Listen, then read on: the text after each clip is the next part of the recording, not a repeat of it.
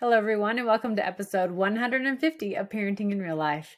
It's just me today because we have an interview, and I am super excited about this interview because it came from a listener question. And so I wanted to share her email with you and see if you can relate to this. This email is from Kate, and she had a question about how to help her kids be good friends. And so in her email, she talks about her two children. She has a boy who's 8 and a girl who's 6.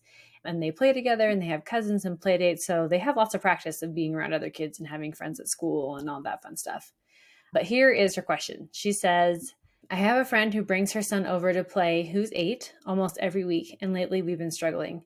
They used to play well, especially when the weather is warm. But lately they've been struggling to find things to do and resort to chasing each other, playing rough, and my two kids ganging up on their friend. Now, this sounds exactly like my house. So you can probably relate too. But they won't share their toys. They're nervous. He's going to break things even though he never has. I've tried to help them find common interests, but the boys are 8 and I'm not sure they want their mom hanging out helping them find a game or an activity. How involved do I get to help them find common interests? Mostly I'm disappointed in my kids for how they act. How do I teach them to be a good friend? They're both naturally shy, so I don't want to make them feel like being a good friend is work.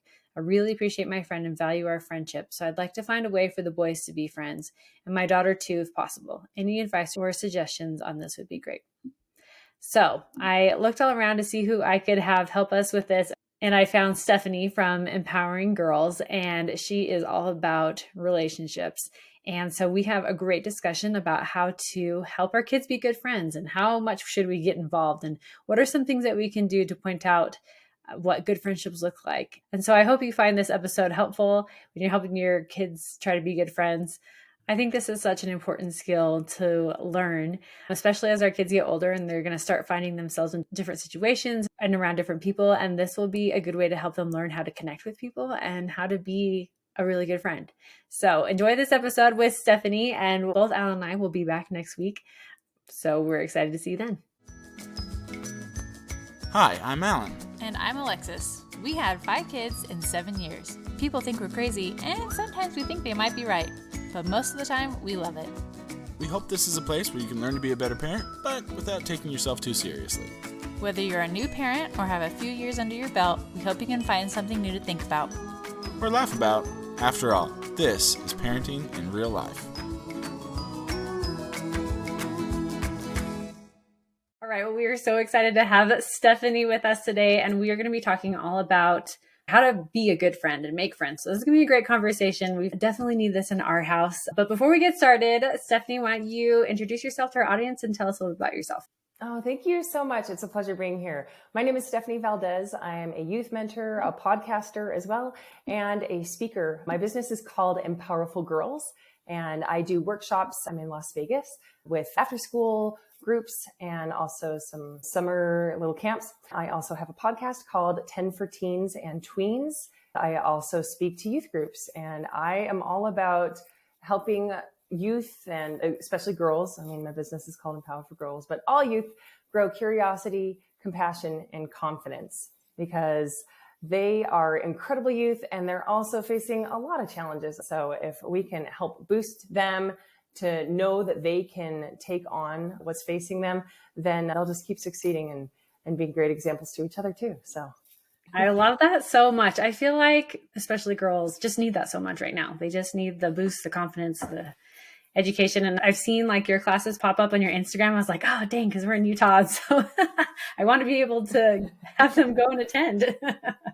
Oh, I should plan an event in Utah. That would be awesome. That'd be amazing. I love being with the girls. Like the podcast, obviously, we're both big fans of podcasts, right? Right. But the in-person interaction, just being able to connect is really I love it, but it's really important, especially for kids growing up. Those social interactions, positive interactions, both with adults and also with each other, I think is really crucial for them to continue to develop social skills. Yes, I totally agree. Awesome. Well, let's dive into this. So the first thing that we wanted to talk about was just identifying those ingredients for positive friendships. So I love this. So Stephanie, tell us more about that. What do kids need to have a positive friendship? Positive friendships are incredibly important, especially in the growing up, younger tween, and then into teen years, because it's their world. Their friendships are so like front and center of their lives, and they find a lot of identity through their friendships. And sometimes friendships form because, parents are friends, they have kids the same age, and so they become friends. Sometimes friendships are formed through different social activities, school, after school classes, different groups like that, or just randomly being in the same place at the same time and they become friends, which I love seeing that happen. If only everything were as simple as being a kindergartner and just being like, you're my size, let's be best friends. Right. But I think it's also important for us to help point out and scaffold for our kids what positive friendship looks like. And so pointing that out in their own lives, in your adult friendships even, and then pointing it out in like books, characters in stories or shows that you're watching, showing, oh, hey, look, this character or this person, they did this thing. Like that was very kind of them. And so I like to think about it. The whole ingredients is like, okay, and you can literally do an activity with your kids or just a conversation. But if you were making a recipe for friendship cake or friendship cookies, or if cooking is not your kids' style, call it an experiment, call it like elements, and you're putting elements in this formula. You're making something all about friendship. So the idea is, what qualities would you want to include if you were making this friendship cake? What ingredients would you include? And it would help start a conversation with your child to realize, oh, like the things that they value, the things that are important to them. It may not be something that they've ever thought of, but they have values. They have things that like they really do want in friendship, like humor. It's someone that you can laugh with, especially when you're a young kid. That's really important. Having honesty, trust, knowing that you've got a supportive friend. I mean, you can explore all the things that maybe are important to you as a parent and help them be able to articulate the things that are important to them as a child so that they can start realizing and recognizing in their life, oh, this is something that really matters to me, or I really want a friend that I know isn't going to talk behind my back or, be unkind, like good, positive friendship qualities, the ingredients in a recipe. 2, if you want to make strong, positive friendships, then you can be that person too. Ralph Waldo Emerson said, the only way to have a friend is to be one. And so if we can help our kids realize it's not just about what they want, but also the friend that they can be and be able to recognize that in other people and themselves, that could really help them build stronger character and self-awareness so that they can start forming more solid friendships, especially as they get older. Those become their social unit. And so if they can start earlier knowing, okay, this is what's important to me, then that will just bring a whole lot of self-awareness and development. Yeah, I love that. And I love the idea of having them think about it, like you said, like a recipe or something. So I feel like it's more tangible than they can actually be thinking about the different qualities and stuff that they're looking for. We have a couple of kids in those stages right now where they're trying to make friends and learn how to be a good friend. And I don't know if they've actually like sat down and thought about like, what makes a good friend or what am I looking for? So I love that to sit down with them and talk about it. That's awesome. I actually do this activity in my workshops. I get a bunch of just random things. I mean, if you really wanted to make cookies, that would be kind of fun. But I just get random beads and feathers and things. I'm like, okay, girls, here's a bunch of just ingredients. I get a bowl and a mixing spoon and an apron. And I'm like, all right, what would you add to your friendship recipe? And they'll just grab a little pinch and they'll be like, okay, a pinch of humor. Oh, I want a bucket load of kindness. And they will physically put together. There is some sort of just magic that happens that is different than a discussion. When you can engage kids in an activity, when they can use their hands and use their brains, there is a lot more learning that happens within that. I even have a worksheet of a recipe thing. If you want that, you're more than welcome to grab it, because it would be a super fun activity to do with your kids. Because I've done it. It's super fun. But be also just something, again, tangible, like helping them put words to paper and connect the whole thing together. The way that you can help connect the ideas in your discussion in a more tangible way is definitely going to help those principles stick and help them to, recall it and remember it later on. So I think that's a great idea. Yeah. And what do you think like the ages you could do this? Like how young do you think you could start with something like that? Oh, I think that younger kids are bigger sponges than we give them credit for. I mean, there are great examples in the shows they watch, even in the apps they use, in the books that you read, that I don't think it's ever too early to point out using age appropriate language with your kids. Maybe not something so eloquent and frilly when you're working with, say, preschoolers or young elementary, but point out and recognize positive friendship qualities. There's no harm in doing that. And I think that it would be really good for them to start recognizing those things, start realizing that, for example, Bluey has all sorts of fun and humor and things. There's mild conflict and resolution. And I think it's really good to help point out and kind of like back narrate, like even if there is narration going on in the story, help then make those connections in the home or, wherever you're watching, be like, oh, this happened. And then they did this and then things worked out, or, oh, that was so nice of them to apologize or share or whatever the episode's about. But being able to help them realize, oh, these things are happening with these characters and this is how I can apply it in my life. I mean, there's been so many studies that show that kids who are either read to or who read are able to develop empathy because of the experiences of the characters in the books. So whether you're doing books, shows, just having a good chat with your kid, I think there are multiple different options to be able to help build that scaffold to help your kids start understanding what positive friendships are and how to grow them. Oh, I love that. That's such a good idea. And we love Bluey at our house too. I think it's so fun. And they do have, it's not just for kids, it's for the parents too. I think that's why I love it. It's hilarious. But they do have so many of those episodes where it's the kids are playing, right? And you can see the interaction as they're at school or whatever. And to just be able to talk about that with your kids, I love that. That's a good idea. So the next thing that we were going to talk about is find things that the kids have in common with each other. So could you dive into that? How do kids find things that they have in common? Yeah. So I know that sometimes I was mentioning earlier how some friendships can form because like parents come together, they have similar age kids. The parents are friends and they're like, oh, we have kids. And so we should have our kids play. And sometimes kids are brought into situations, whether it's in school or, again, an after school class or just a social group. Maybe they don't know many people or they do know kids, but they aren't already friends. I think that it can be helpful, especially with younger kids who may not understand how to start the conversation, or maybe teenage kids that are like, oh, okay, I guess we're supposed to hang out. If you can help kids find common ground together, find what they do have in common, because there's so much more in common kids have than what they don't. And just because, they're not on the same varsity soccer team at age 9 or whatever, that doesn't mean they don't have other things that they can find where they can fit together, where they can connect. And so even if you have kids that just seem very different, maybe they're just different socially, they, have different energy levels. One of them is shy, one of them is really outgoing. I think there are still ways to help them find where they can meet up. So whether that's food or bringing them together with food, whether that's making something or eating a fun treat. Everybody loves fruit snacks, so that's always a win.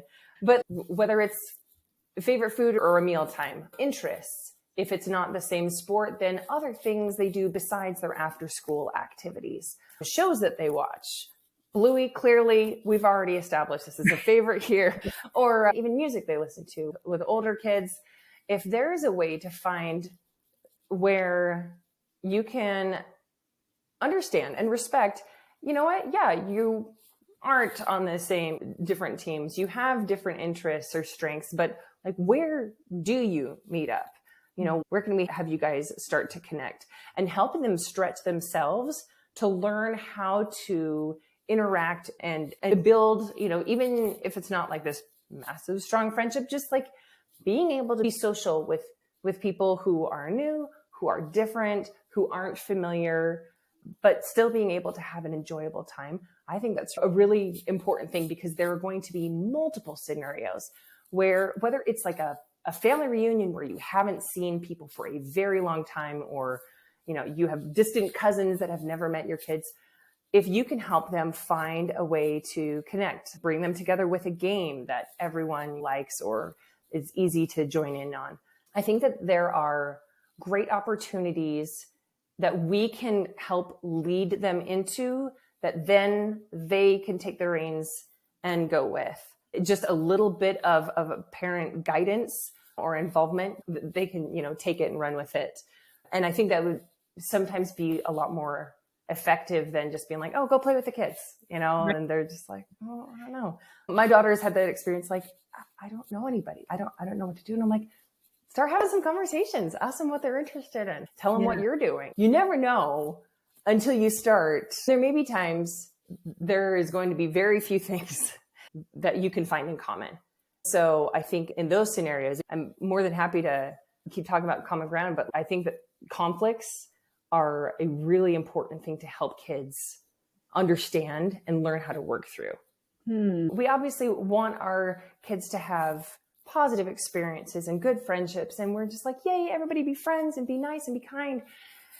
And honestly, like, I wish it could be like that all the time, but silly stuff turns into a fight over things that maybe don't seem very big to us, but are bigger to them.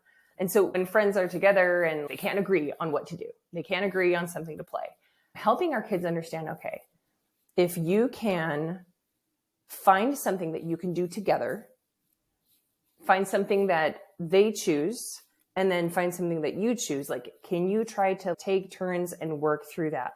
Or say, one kid is like really into video games and likes Minecraft. Another kid really likes playing Legos. Well, what if you built something Minecrafty out of Legos? Like, can we connect your two different interests in one thing that you could do together, that you could just sit and play and be together, converse and show each other your cool creations and play with that?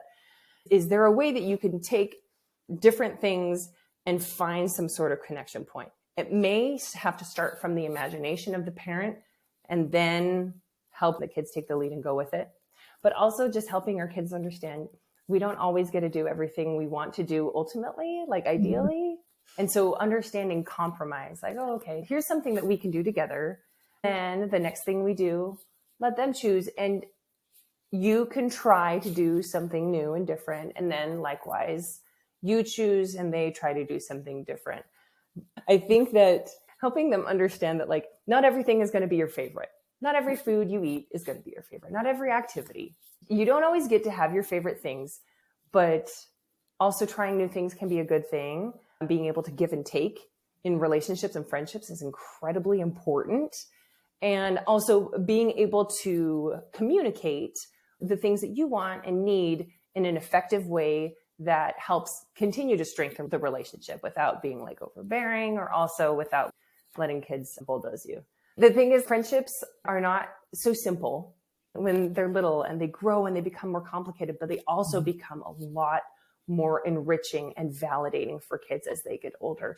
And so as parents, if we can help our kids understand how to ease into that and watch from a good distance and letting them lead, I think that'll build a lot more trust in themselves and just autonomy over their own friendships. Yeah. And even though us as parents, we want everybody to get along and we just want everything to be good. But I think that we could trust our kids more and then intervene when we actually need to, Yeah, one of my sons, he had a friend over and they were playing in the room and I went in there and they're both just sitting there. I'm like, what are you guys doing? They're like, we can't figure out anything to do. They just like wouldn't budge because they each want to do something so different. And then they wouldn't just do what the other person wanted to do, or they couldn't seem to figure out. And so I was just like, how involved do I get here? Do I help them just come together? I know. Sometimes you feel like you're cruise director and you're like, okay, I have to like plan all of the things and plan all of the fun. I think sometimes kids have difficulty seeing beyond a problem. Like, well, I want this and you want that, and we can't go beyond that. I have a certain child that really just kind of sits there with the problem and can't think past it. And so helping our kids work from problem finding or problem focusing to a problem solving position through questions can be really helpful. Sometimes it would be so much simpler to just swoop in and go fix everything. Like if you've ever been trying to bake with your kids, it's a lot faster if I just do it myself, right? Okay. But there's no learning that happens for my kids. It's such a test of patience. But if we can ask questions, if we can help them understand what questions they can ask themselves and ask each other, like, oh, what sort of things aren't you interested in? Well, what do you do in your spare time? What sort of books do you like reading? What did you do at your last play date or thing? If we can help them start having more of a conversation, more of a discussion, then they, practicing being a good listener as the friend is speaking and vice versa, they can help start. And again, parent maybe has to point out so that they get past the whole problem finding part, but they can find something that they can do together, or that they can compromise in a good way where they can both win. It's not like either it's my way or the highway type. And that's not the type of friendships that you want your kids to have and also to be. So eventually kids learn how to steer that themselves, steer conversations, and also learn that it's not always about their favorites, that they can try new things because you never know. You may really enjoy something and find your new favorite game that you wouldn't have known otherwise without the opportunity to branch out. Right. It's so hard though, being a parent and wanting to make everything better, help everyone get along. But I think if we can help our kids learn to lean into discomfort or maybe sometimes some conflict and help them learn how to resolve it themselves, it's just going to make them just stronger kids and more capable in other situations, especially when we're not around. Them being able to work things out, it's really neat to see those wings grow and them take that on themselves. Yeah, it's definitely some of my older kids, because now a lot of their friendship stuff is happening at school, right? Where I'm not, where, we have the play dates and kids come over after school, whatever, and I can help with that. But when they're at school and they have conflict there, and then they just tell me what happened afterwards, you can talk about it after, but you're not there in the moment, which is a little trickier. And so I love this, that if we start a little bit younger, then we can hopefully get to that point when they're older, right?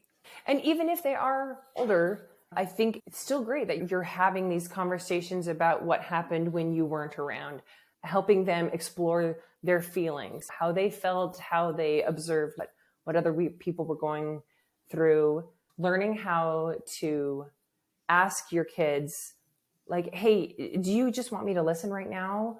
Or do you want some ideas for a solution? Helping your child decide and figure out what they want. Because in the moment, they may not even know what they want. But as parents, we love our children and we want to help them. I know I, in the past, have been super quick to be like, oh, if you got a problem, I'll solve it. I can come in here and I can fix this. Mama bear, swoop in.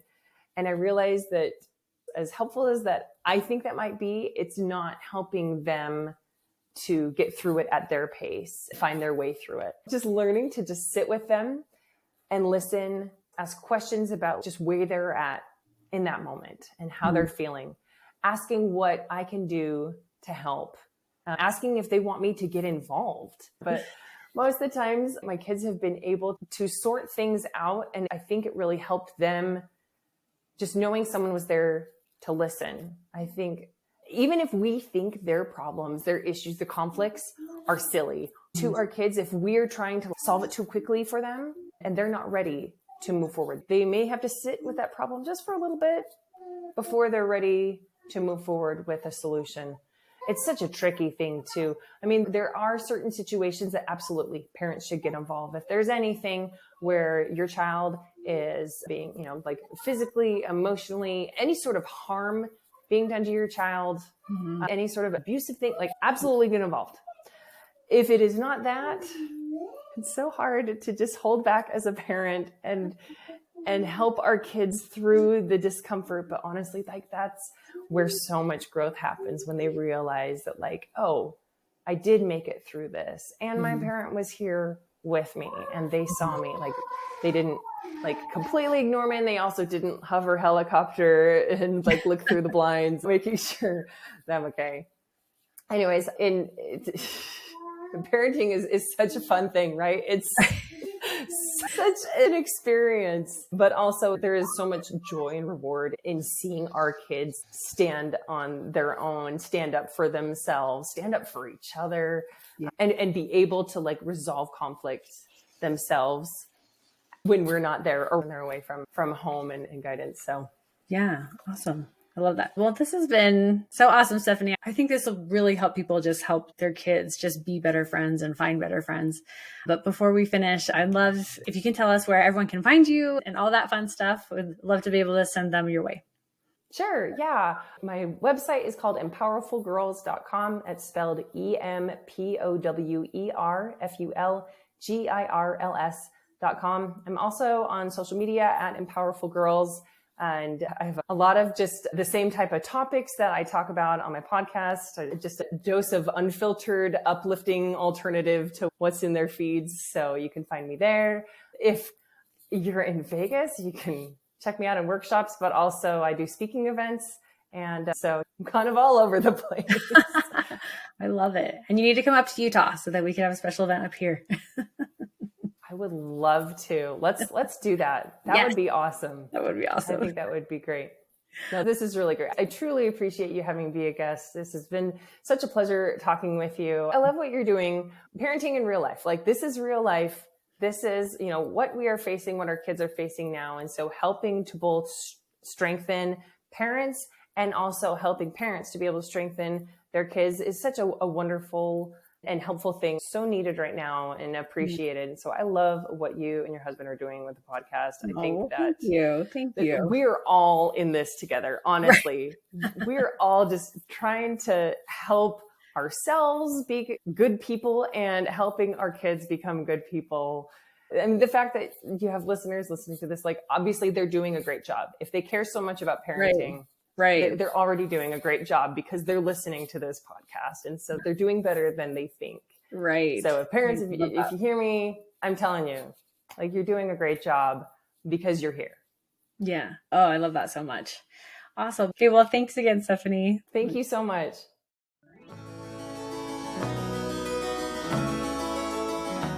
Thanks everyone for listening. You can follow us on Instagram at Parenting IRL Podcast or find us on our website at parentinginreallife.com. Subscribe wherever you get your podcasts, and if you like what you're hearing, make sure to tell a friend. That's the best way for people to find out about our podcast. And if you haven't already, give us a rating. And a special thanks to our 5 kids for being kids.